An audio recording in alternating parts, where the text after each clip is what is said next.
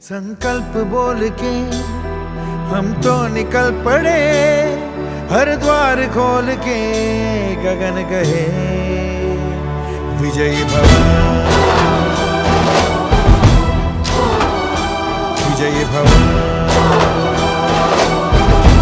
गगन कहे विजयी भव।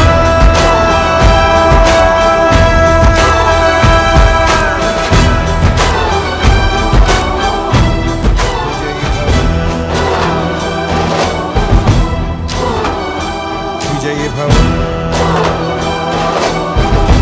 गगन कहे विजयी भव।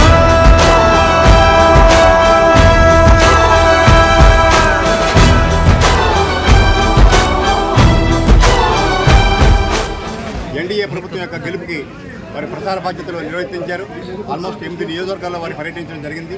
దానికి ప్రజల యొక్క విశేషత స్పందన వచ్చింది.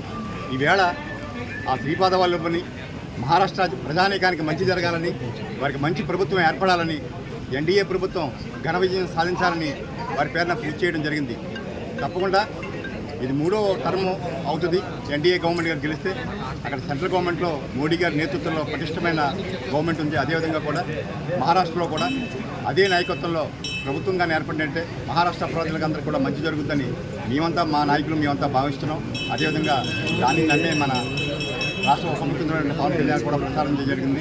మేమంతా కూడా ముఖ్యంగా ఈవేళ చేస్తున్న యాత్ర యొక్క ఉద్దేశం మహారాష్ట్ర ప్రజానీకానికి మంచి జరగాలని, వారికి ఒక మంచి ప్రభుత్వం ఏర్పడాలని, ఆ దేవదేవుడైన శ్రీపాద వల్లభుని వేడుకోవడానికి మేమంతా కూడా బీజేపీ వారు మేము అంతా కూడా వచ్చి ర్యాలీగా వచ్చి మరి స్వామివారికి నివేదించడం జరిగింది. నీటుగానే అక్కడ కొంతమంది ఈవేళ ప్రజానీకాలతో అనుకునేది ఏంటంటే పవన్ కళ్యాణ్ గారు ఎక్కడికి వెళ్ళినా కూడా ఒకే స్పందన. ఆయన యొక్క నాయకత్వాన్ని విశేషంగా ఈవేళ ప్రధానికం ఆంధ్రప్రదేశ్ కాదు యావత్ భారతం కూడా నమ్ముతున్న విషయం మహారాష్ట్రలో ఉచితమైంది.